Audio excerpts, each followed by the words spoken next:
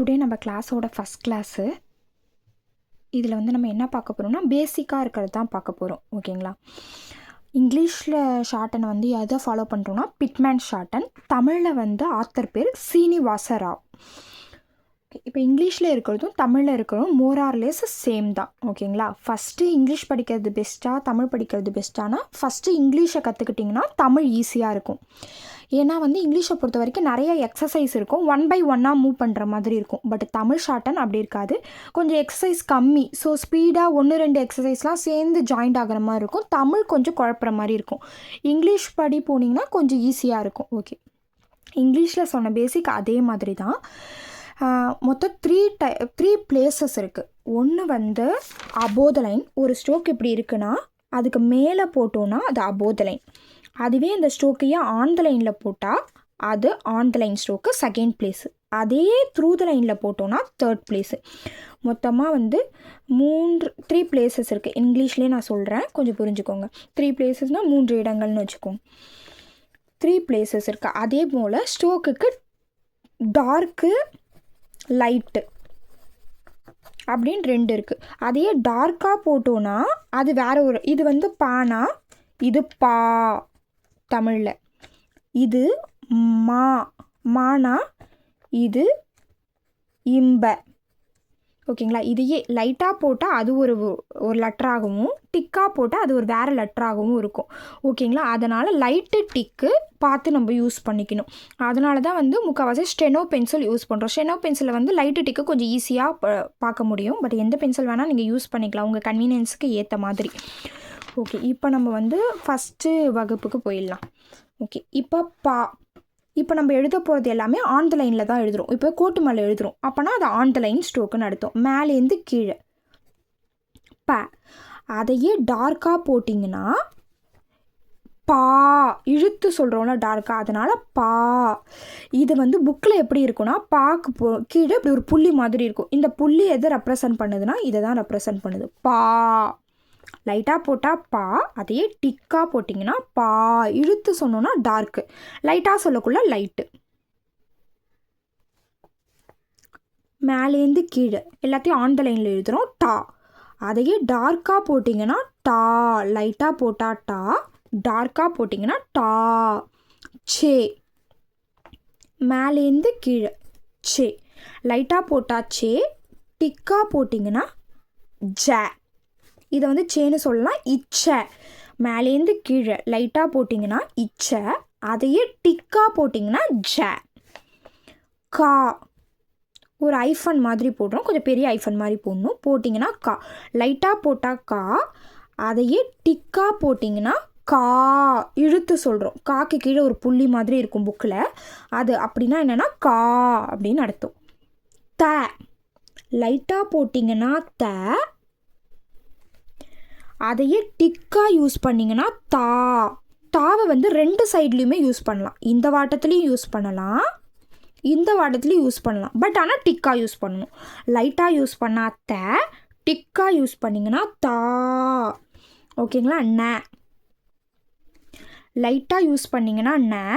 இந்த 2 சுழி நேக்கும் இதே தான், இந்த நேக்கும் இதே தான். வேர்டை வச்சு எந்த நேன்றதை நம்ம ஃபில் பண்ணிக்கணும். எழுதக்குள்ளே எந்த நேன்றதை நம்ம முன்னாடியும் பின்னாடியும் இருக்க லெட்டரை வச்சு ஃபில் பண்ணிக்கணும். இது இங்கு, லைட்டாக போட்டால் ந, டிக்காக போட்டால் இங்கு. ஓகேங்களா?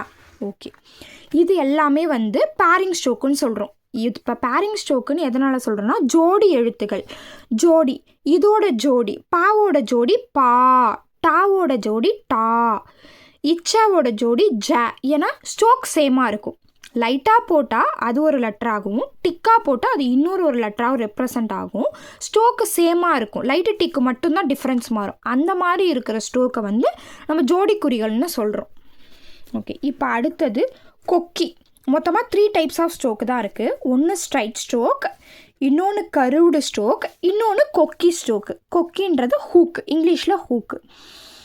இப்படின்னா இப்படி ஸ்டார்டிங்கில் ஒரு ஊக்கு மாதிரி போட்டோன்னா அதை கொக்கி குறிகள்னு சொல்கிறோம். ஓகேங்களா? டபிள்யூனா இப்படி போடணும், கீழேந்து மேலே. டபிள்யூன்னு இங்கிலீஷில் சொல்லுவாங்க, தமிழில் யா. கீழேந்து மேலே யா. இது ஷா, இக்ஷன்னு சொல்லுவோம். ஓகேங்களா? ஷா, இக்ஷ. ஓகே.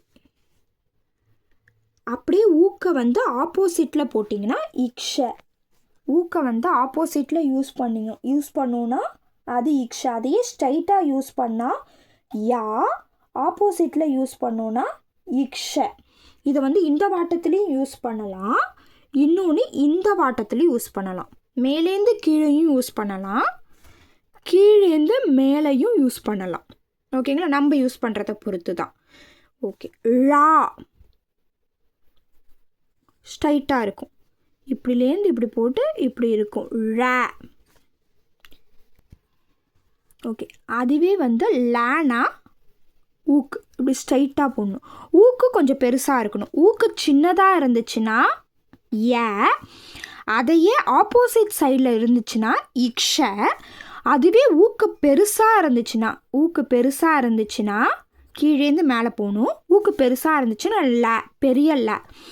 ஹால 2 டைப்ஸ் இருக்கும், 2 வாட்டமாக யூஸ் பண்ண முடியும். இக்ஷாவும் 2 டைப்ஸ், 2 வாட்டமாக யூஸ் பண்ண முடியும். கீழேந்து மேலே ஹ, அதே மேலேந்து கீழே ஹ. லா, இது டவுன்வோர்டு ஹ, இது அப்வோர்டு ஹ, இது டவுன்வோர்டு ஹ. லாஸ்ட்டாக நம்ம கை டவுனில் இருந்துச்சுன்னா, கீழே இருந்துச்சுன்னா கீழ் வாட்டம் ஹ. லாஸ்ட்டாக நம்ம கை மேலே இருந்துச்சுன்னா மேல் வாட்டம் ஹ. ஓகேங்களா? லா, கீழேந்து மேலே லா. ஆரில் 2 இருக்குது, ஆனால் அது 2த்துக்குமே சேம் தான். மேலேருந்து கீழே இப்படி ஆர்க் மாதிரி யூஸ் பண்ணோன்னா அது ர.